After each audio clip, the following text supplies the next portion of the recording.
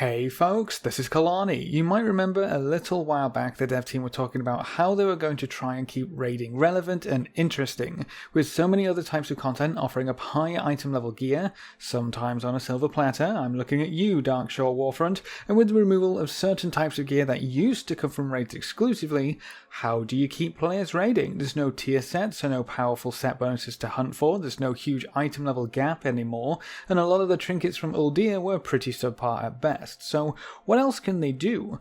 One of the unique rewards that raids will have is Azerite armor traits themed after the raid tiers. We had several Titan traits in Uldir, and they're going to be replaced by traits which are themed around 170 and the Battle of Dazaralor.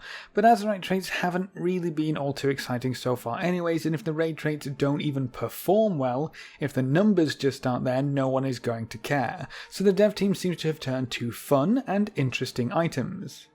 I talked about a few of these items in a previous video. There's an offhand from Jaina, which might make one of her later phases a bit easier because she covers the entire thing in fog, and with the offhand you're able to see just a little bit further. There are even a few sets thrown in for good measure, although I doubt their set bonus effects will really amount to much in the end.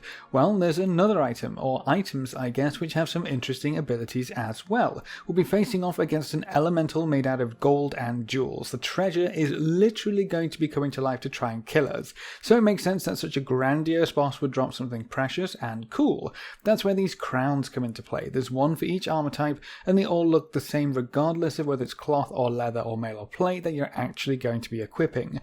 You do have some changes of colour depending on the difficulty that you get the crown on, so if you want a specific colour of crown you're going to have to get up to Mythic, or maybe just knock yourself down to LFR for that blackish grey one. Either way, each of these crowns has a unique ability. You can use the crown to try and pry a gem from it.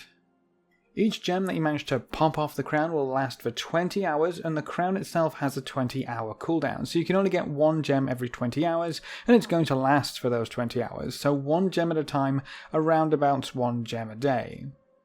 From the effects that we've found so far, it looks like these gems might save you a bit of gold in the long run, or let you have a little bit of fun with your raid members. The first gem is the Sapphire of Brilliance. This gem has a 5-minute cooldown and increases all of your stats by 400 for 1 minute. It also shares a 1-minute cooldown with other combat potions, so this one is pretty interesting because it's kind of a new potion of prolonged power in that it increases all of your stats, not just one. Not that it really matters because I don't think anyone would benefit from more than one primary stat at a time, but at least you get a bit of stamina in there as well. The effect lasts for a minute too, whereas battle potions currently only last for 25 seconds.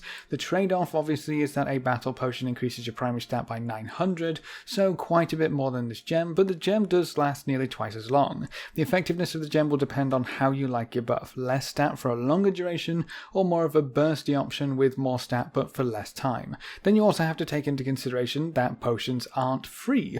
You're going to be shelling out hundreds of gold each time you chug one of those down, while this gem won't cost you a dime if you have one of these cool crowns.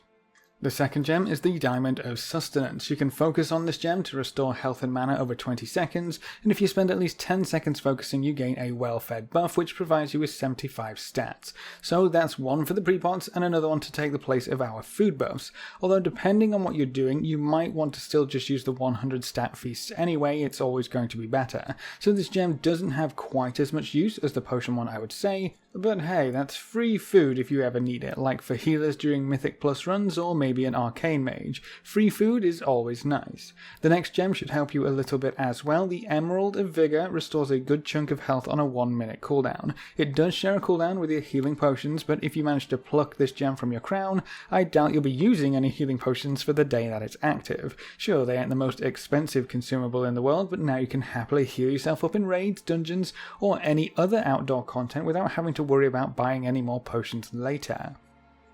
The other 3 gems are all fun or fluff effects by the look of things. The Sunset Amber will allow you to reduce a party member's size by 50% for 5 minutes on a 30-second cooldown, so if you're quick enough you can shrink your entire party, or nearly half your raid for a short period of time, or just throw your noggin fogger out the window and keep yourself tiny for the entire day. The Star Topaz lets you make friendly players sparkle, which is totally a throwback to the Stardust from Cataclysm, I believe it was. I kinda wish this one didn't have a cooldown so we could just make everyone sparkle. But oh well, if you ever want to be sparkly Void Elf, for, reasons, just hope you get the Star Topaz from your crown. And then the last gem we know of right now is the Crackling Tourmaline. This one increases your speed by 120 for 1 hour, which definitely doesn't sound like a lot. How much movement speed does that even give you? I think that's maybe 6%, maybe a little more. That doesn't seem super duper useful, but I guess neither does making your friends sparkle.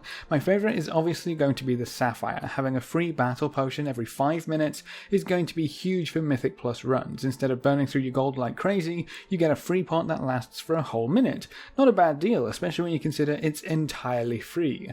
I don't think you even have to equip the crown to keep the gem too, so you could just pick up a crown to use as a gem dispenser until something better comes along. You can only have one gem at a time though, no matter how you try to cheat it. The 20-hour cooldown is shared across crowns, so even if you manage to pick up a second crown, you won't be able to use it to get another gem.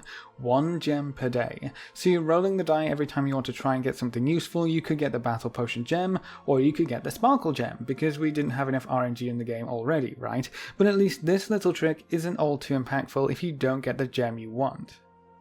I think flavour items like these crowns are really cool and definitely a welcome addition to the game. It's certainly interesting and different, and I bet a lot of players who might not typically want to head into normal or even looking for raids may hear about these items and think, yeah, that's pretty cool, I want one of those. Free health pots, free battle potions, yeah, I want a chance to get that. It's probably not going to be too difficult either. Looking for raids should be fairly accessible, and normal Uldir was puggable fairly quickly, so I imagine if you want a crown, chances are you can probably get a crown. It's nice to see some flavour put back into items as well. That's what makes them special. That's the reason we remember iconic items from past expansions.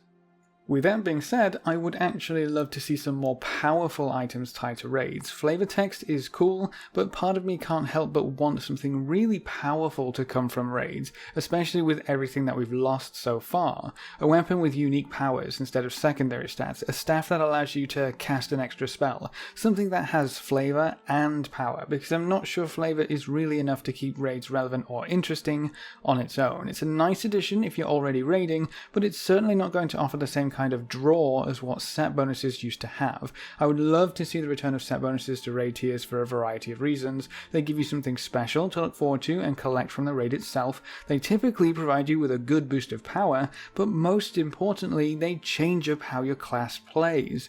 Well, most of them do. The boring set bonuses were always the worst, but having sets that actively change something in your priority, your rotation, your talent choices, or just simply the stats you want on your gear, that's huge from a gameplay perspective.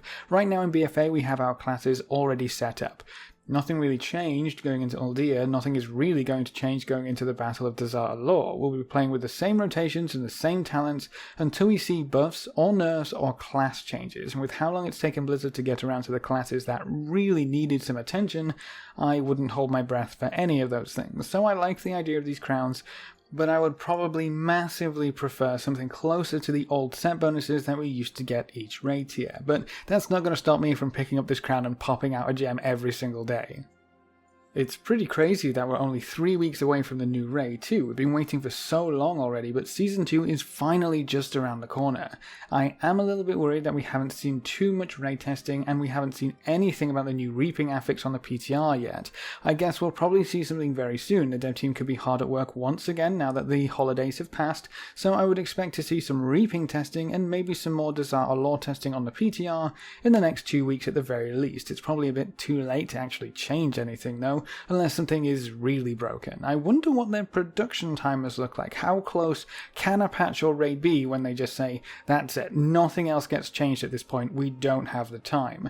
Releasing a raid right after the holidays might not be the best idea, I guess, but we've already been waiting for quite a while. This is the first new raid in Battle for Azeroth, and we'll also see some pretty major changes to other areas of the game. I hope this all goes smoothly, but the lack of testing for the new affix especially really does worry me. We'll also see the addition of the extra outer ring on all Azerite gears, and that's going to shake things up quite considerably, I think. But that's all the info I have on these new crowns and what I think about them. What do you think about these new flavour items? How do you feel about set bonuses now that we've we've had a little bit of time without them. Leave all your thoughts in the comments section below. A big thank you to all of our supporters over on Patreon. You can see their names floating by on screen. If you want to join these lovely guys and gals, you can find a link in the description below. Remember to leave a like just below the video before you leave, and if you want to see more, make sure to subscribe. But apart from that, thanks for watching folks, good luck and have fun, and as always I will see you next time.